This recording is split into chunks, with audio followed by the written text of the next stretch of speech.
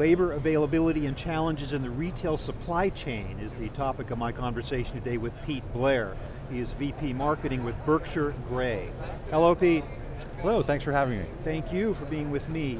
Paint a picture, if you will, for me of what is the situation with regard to the availability of labor in retail supply chains today. Yeah, so we hear from every one of our customers and everyone we talk to in the industry, the absolute #1 challenge they face is retail availability.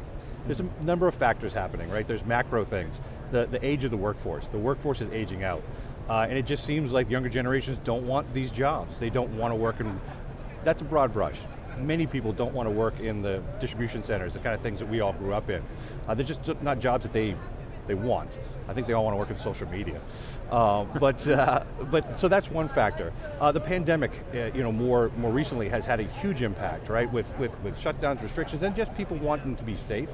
And not knowing what was safe. And in distribution centers, you work closely with people, retail stores, you work closely with people. And so it's just something that has hit the industry real hard. It was happening gradually anyways, and the pandemic has just sort of accelerated that. And what we hear from everyone is that it's not going to get better, right? That this is going to be a continual challenge.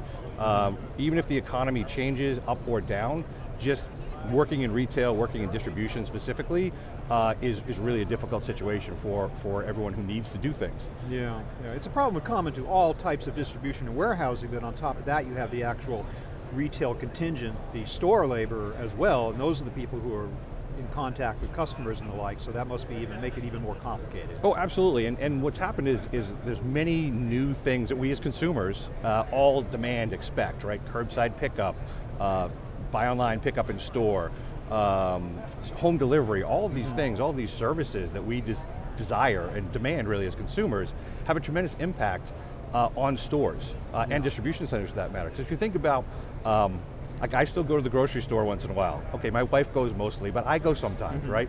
And if you think about what you're doing there is you're walking up and down the aisles, you're picking things. I'm doing my own order fulfillment, right? When you go to buy online, pick up in store, curbside, home delivery, well now the retailer has to pay an employee to do what I used to do for free.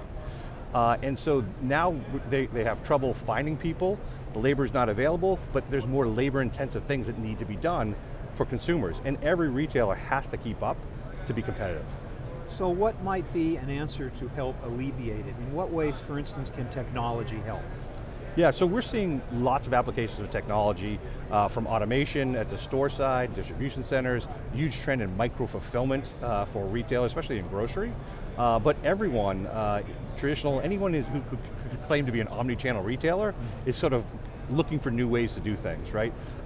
Everything from, where do I pull inventory, right? We see some trends with stores or some retailers serving e-commerce from their stores.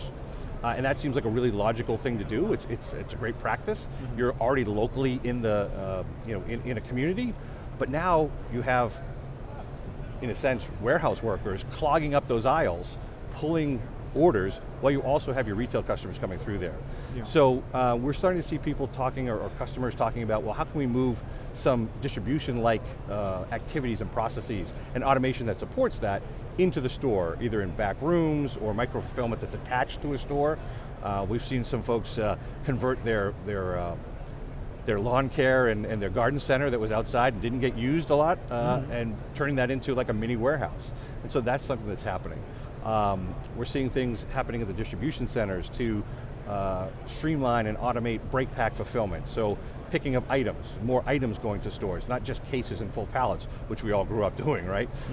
Now there's more call for bringing more products in less than case. And so new automation technologies, robotics and other things for picking item level to make that efficient at the distribution center. All of this seems to require that these systems be a lot smarter than they used to be, and a lot more flexible and agile, be able to adjust to peaks and valleys in demand. I mean, are we seeing technology step up to that challenge? Absolutely. One of the places you see it is in robotics, and we're at Modex today, and you see a lot of robotics, which is really great to see innovation in the industry. And a lot of people have said, well, robots have been around for many, many years. We've all seen the videos in a car manufacturing plant, and the things are moving fast, and there's welding, and there's sparks flying, and like, wow, that's amazing. But the reality is those robots, that level of automation is very rote. It's been programmed. That welder that flies all that goes so fast. Repetitive motion again and again and again and again. And if you move the car 6 inches, guess what? It would weld the air, right? In distribution centers and store environments, they're very agile, they're very fluid, and even something like a tote, right? Even a tote with just one item in it, or one type of item in it, but there's multiples in there, if you put that tote down and you look into it, it looks like one thing. You pick it up, shake it all around and put it down, it's something different, right? So there's been huge advances in vision technology and sensing technology. This goes beyond like the robot arm. Everyone sees the arm or the conveyor or the mechanical thing, but it's really the software, the smarts, the intelligence behind it that are making these technologies now appropriate to work in very agile environments like distribution centers, stores, back of stores, those types of things. Yeah, actually being able to tell the difference between various types of packages, they have pattern recognition and shape recognition and things like that in a way that just weren't present before. Absolutely. If you go specifically to robots, you think about things that we take for granted, right? You see something, so that's the first thing, you have to see it. Then you reach in, and you automatically, your brain, you don't think about how you do this, but you're turning your hand, you're doing something with your fingers, you're grabbing it, you're taking it, you're moving it as you move out. Well, all of that is something we just do because we have a brain, right? A robot or any kind of automation equipment, they don't really have brains, so they have to get, so you see AI coming along to be sort of that to stand in for a brain, and that's that technology is improving daily. And it's not just in websites to, you bought this, maybe you want to buy these other things. It's now also moved to the physical world, so handling things with robots and such. Right, so given the fact, as you say, that this problem is not going away anytime soon, labor is going to be an issue going forward, technology is really helping to deal with that on a long-term basis, so that's great. Thank you so much, Pete, for that insight.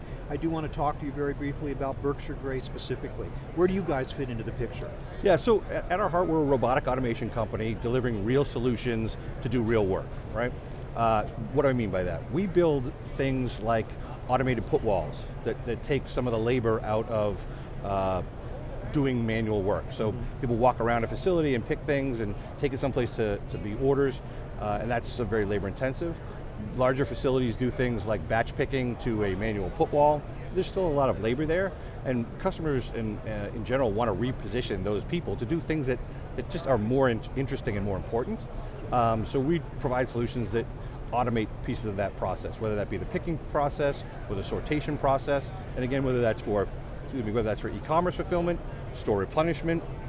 One of the things we didn't talk about, everyone talks about e-commerce, and e-commerce certainly is a tremendous thing, and it's growing, and everyone is concerned about it in the industry, how to support it, because it is labor intensive. But recent stats are something like 80% of all commerce is still done through brick and mortar. So how do you support stores?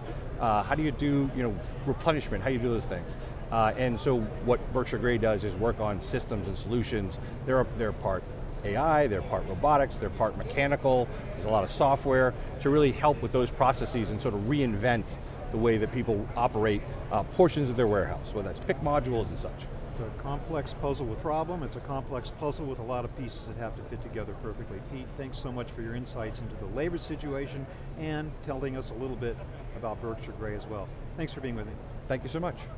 I've been speaking with Pete Blair of Berkshire Grey. Thank you very much for watching.